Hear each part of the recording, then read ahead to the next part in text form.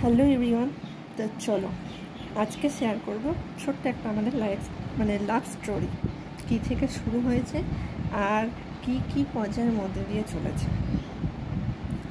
তো অনেকে ভাবে যে জীবনে ফোন বা ফোনের ভালোবাসা বা কোনো কিছু টেকে না। অনেকের অনেক ধারণাটাই ভুল। মানুষ যদি সৎ হয় অবশ্যই টেকে। আমাদেরও তাই। ডিসেম্বর মাসে 8 তারিখ ফার্স্ট প্রপোজাল আসে তার থেকে, যাকে আমি সোনু বাচ্চা ডাকি, আমার মামামের বাপি।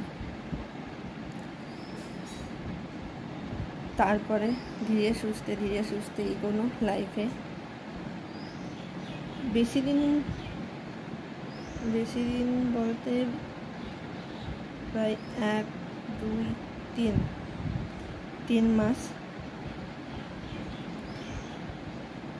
3 মাস সেরকম কথাবার্তা বলা, যেমন তোমরা বলো, যেমন তোমাদের ফার্স্টের যেরকম কথাবার্তা হয়,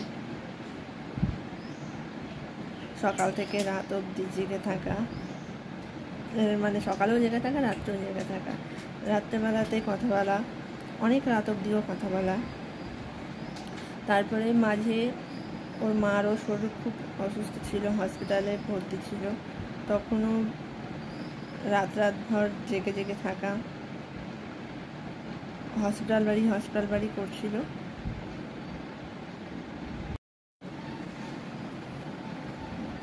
অনেক রাত অবধিও সে হসপিটালে থাকে, তো 2টো 3টে ম্যাক্সিমাম,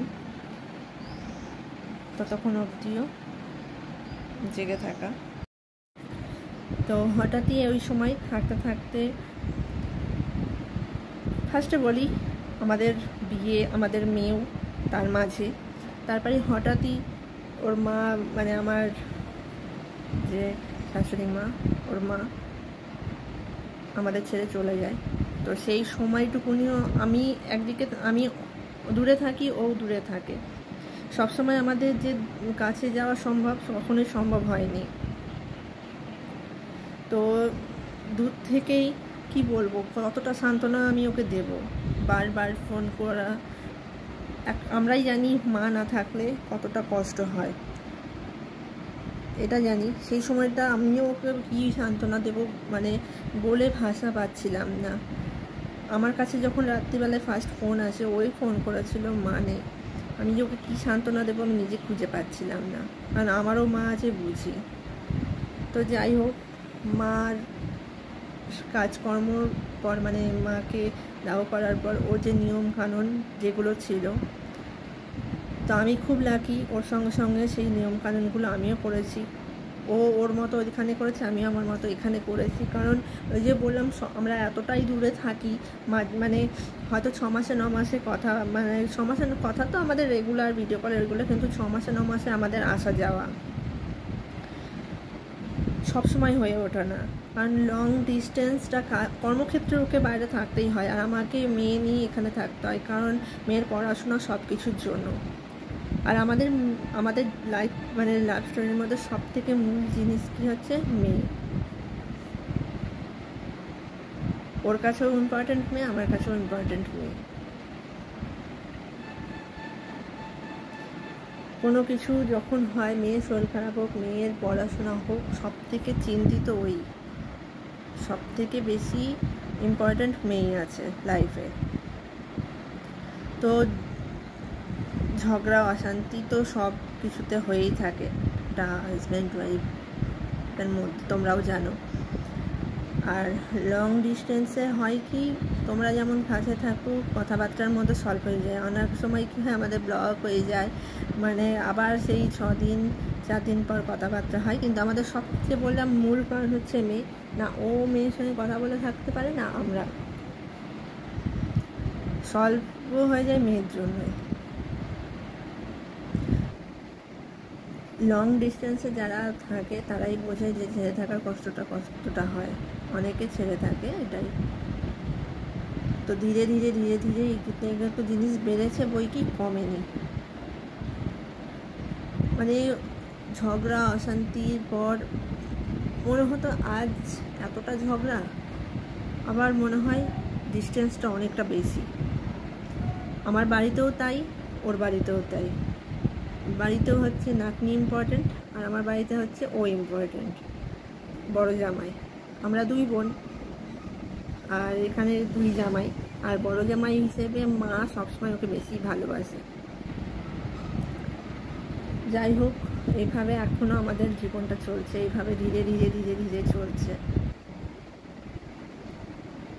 আর সত্যি কথা বলতে, লাইফ পার্টনার আর কেয়ারিং হাজব্যান্ড পাওয়া ভাগ্যের ব্যাপার। যেমন আমরা পেয়েছি, আমি পেয়েছি, আমার মেয়েও পেয়েছে তার ভাবি হিসেবে।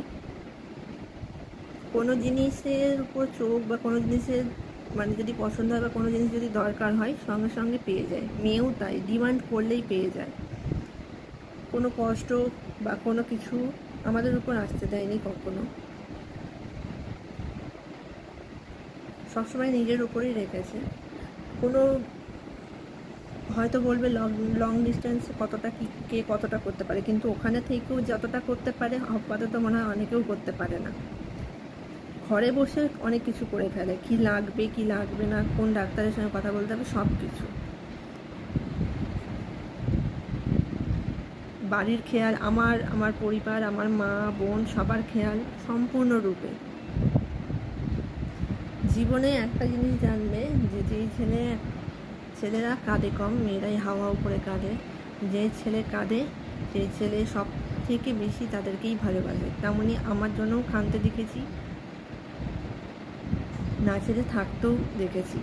2 দিন পর ফোন আসবেই, আমার থেকেও বেশি ওর। তো যাই হোক, ভগবানের কাছে প্রার্থনা করি যে মানুষটা ভালো থাকুক, সুস্থ থাকুক, এটাই। আর সত্যি কেয়ারিং আর খুব ভালো মানুষ।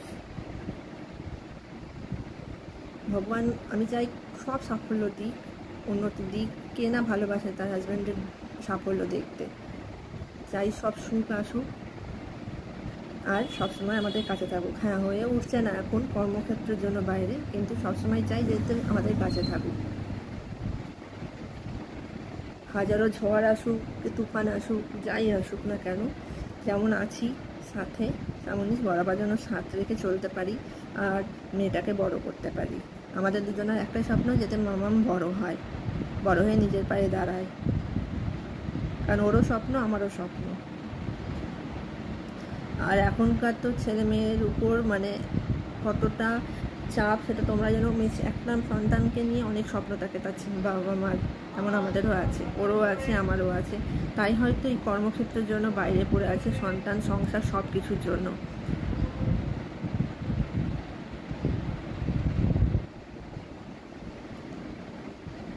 আজকে সত্যি খুব ভালো লাগে বলতে। ভালো থেকো, সুস্থ থেকো, নিজের মানুষের প্রতি অনেক ভালোবাসা, মামামের বাপিকেও অনেক ভালোবাসা।